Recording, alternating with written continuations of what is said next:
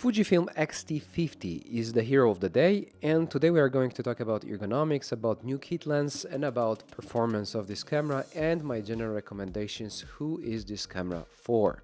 So let's talk about ergonomics and about build quality. Build quality and ergonomics are totally fine, and there's a little improvement over previous generation, like this grip. The battery is still, unfortunately, the small one, so it's about 350 to 400 shots and about 2 and something hours of video recording, which is generally okay, but I prefer XS20 with its bigger battery and better battery life, obviously.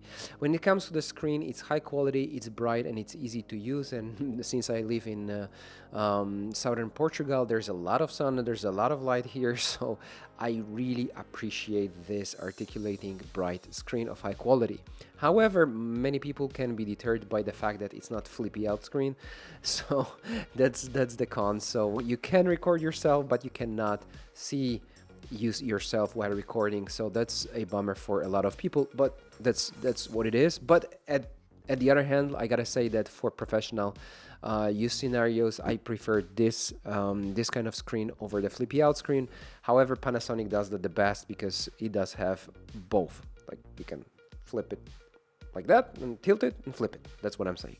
When it comes to viewfinder, the viewfinder is a little bit of lower quality here, so there's some kind of price cut here, like, you know, we gotta save somewhere. We are giving people out a lot, so let's save on this or that. Talking about the ergonomics, there's a new thing here. So you have this switch to switch between you know, this color modes, and this film simulation modes is something that a lot of people would like to have this camera for. So having like this switch, this easy switch on like here with like very accessible, it's something really cool and really appreciated. In general, this X-T50 is a classic type of XT series kind of handling, so you have this more retro stylized and classic type of you know, like navigating this camera. However, there's a lot of button. One of the things I noticed that this Q button does have this like little tactile aisle or tactile button, and this little thingy here, this little mountain here, which is very easy to access and very ergonomic. And Q menu for a lot of Fujifilm camera users is super important, and it's very customizable, and I do recommend to customize this menu for your needs, according to your needs.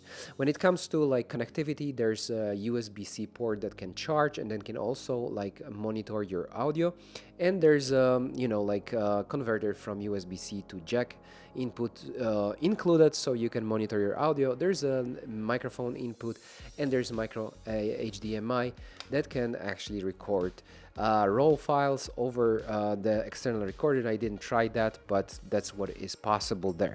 When it comes to build quality, that's pretty much it. It's not too heavy, it's pretty ergonomic, and it's pretty fine, and it looks great with this new kit lens that is 16 to 50, 2.8 to 4.8. So everything looks okay to me. Now let's talk about the performance. When it comes to photography, it's very detailed. There's a lot of detail because it's 40 megapixel camera. However, you gotta be aware of the fact that it's easy to you know, lose some details in highlights. So like in the previous generations of Canon cameras, it's better to be careful about the highlights and rather underexpose than overexpose, because then it's very difficult to get those highlights back. So that's something that is a con of this camera, but the pro is that you know, getting details back from the shadows is pretty easy and painless, so it doesn't generate too much noise when it comes to this, like, you know, shadow slider up. So basically underexposed and you're safe. When talking about like noise, let's talk about high ISO. So this camera starts to be quite noisy quite fast. So up to 800, according to my taste, there is, you know, it's safe. So you start seeing at 800, you start seeing some noise, but it starts to be annoying at 1600 and gets worse up and up. 3,200 and 400, 6,000, sorry, and 12,000. You know, like, you go up and there's more and more noise. And that's because it's a small sensor relatively to full frame sensor, it's a crop sensor, and there's 40 megapixels.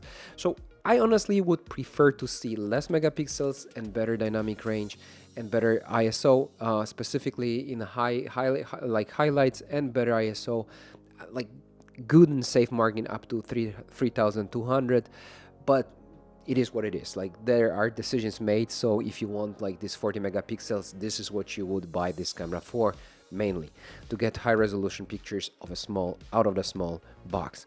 Let's talk about autofocus performance now. Autofocus is much better in my personal opinion. There are some very visible improvements in like AI of this camera, in algorithms of this camera, so it can detect both human eye, but it can also detect human eye when it comes to artworks, and even like this old like painting that I found in my neighborhood in Portugal, in Faro, like it could detect the eye of those people portrayed there, which is not that obvious that these are people, because like it's an artwork. When it comes to an eye of my wife, it detects it easily, and definitely it feels snappier and more controlled than the previous generations of Fujifilm cameras. So autofocus is like highly recommended. It's not on par with Sony or Panasonic or Canon even, but it's getting really close, and definitely it doesn't like spoil the shot, so that's okay. Image stabilization. Image stabilization is not great, definitely not like Panasonic image stabilization, which is in my humble opinion the best on the market right now, but it doesn't spoil the shot again. So there's no jello effect at 16 millimeters at wide angle. There's no catching up when it comes to this axis, like in Sony, like oh we gotta catch up, bang, and we have these jumps. So basically it doesn't spoil the shot. It's not super effective, so you gotta be careful. Like walking fast like I'm doing right now, not really an option. You have to be more careful. But for handheld shots, B-roll, that stabilization is perfectly fine. So that's something to consider. When it comes to slow motion, there's a significant improvement. It's not great yet, but it's still better than the previous generation. So slow motion at 120 frames per second Full HD is okay. However, to me, the main highlight of this camera when it comes to video, we're switching to video right now, is the 6.2K. And honestly, like video capabilities of this camera is like it is a little disappointing. I gotta admit, I love Fujifilm cameras, and I don't really want to say anything bad about them. And not that I'm sponsored or anything. It's just far from that. But it's a lovely camera overall. It's a nice package. But honestly, 4K at standard quality is quite blocky, and it gets noisy really fast. At 800 ISO, you already see the noise. So it's not the best. But if you want to squeeze out something really good out of this camera, film at 4K HQ. This is like oversampled 4K, so it samples from 6.2K to 4K, and it gives you really good image quality. Same for 6.2K. If you want to shoot the best out of this camera, F-Log 2, which is a very good 13 stops flat profile, and those two modes will give you the best results. The downside of it is that you are limited to 30 frames per second. In case of normal 4K, 60 frames per second, but then you can save yourself with this 120 frames per second in Full HD. That is pretty nice, and it should work really fine as a B-roll option if you want slow motion. So that would be my recommendation. But again, this camera is not perfect. You have to know how to navigate it to make the best out of it, but that's pretty much like with all the cameras. However, this camera does have some, as I call them, landmines that you have to navigate between. Did I mention the flash? If we are talking about video capabilities, let's talk about rolling shutter. Rolling shutter at 6.4 and 4K HQ, unfortunately, is pretty huge. So something like if you're planning to film sports or some fast-paced action, that might not be the best choice here, because the sensor is apparently quite slow. If you want to avoid a lot of rolling shutter, then you got to switch to 4K normal or 1080p, but that's maybe not the best option, but 4K normal, and then it starts to get pretty okay. Now, it's okay. No, let's face it, it's okay. But then you have this drop in quality. So you know, there's a lot of navigation, as I said, but that's what it is. This camera does also have a lot of like goodies, like extra features. Like you have 20 frames per second burst mode, cropped, but that can be something interesting for those who wants to take photos of wildlife.